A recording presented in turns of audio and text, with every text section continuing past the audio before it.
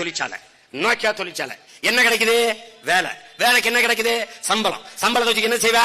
நல்லா 3 வேலை நல்லா சாப்பிடுவேன். சாப்பாடு எங்க இருந்து வரும்? இந்த கேள்வி கேட்ட பதில் இருக்கு. தம்பி, பணத்தை சேமிப்ப, லட்ச லட்சமா கோடி கோடியா சேமிப்ப, வங்கியில போட்டு வைப்ப, வங்கி வட்டி தரும், சாப்பிட ரொட்டி தரும். விளங்கிட்டா? அப்ப என்ன நீ புரிஞ்சுக்கணும்? எந்த தொழிற்சாலையும் அரிசி பருப்பை உற்பத்தி செய்யாது, வெள்ளப்பூண்டு வெங்காயத்தை விளைய வைக்காது, அதை நிலத்தில் இருந்துதான் விளைய வைக்கணும். இந்த அடிப்படை ஆய்வு உனக்கு இருக்கு. இப்ப இந்த முதலாளி எல்லாம் இங்க எதுக்கு வந்து தொழிற்சாலை தொடங்கணும்? தமிழ்நாட்டு இளைஞர்கள் பாவம், தமிழ்நாட்டை வளர்த்து எடுக்கணும். படிச்சுட்டு நிறைய பல்லாயிரக்கணக்கில் வேலை வெட்டி இல்லாம இளைஞர்கள் இருக்காங்க.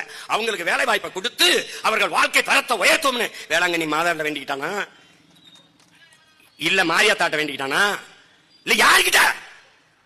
முதலாளி முதலீடு செய்வது லாப தேவைக்குத்தான், மக்கள் சேவைக்கு இல்லை என்பதை அறிவார்ந்த என் தம்பி தங்கள் புரிஞ்சுக்கணும்.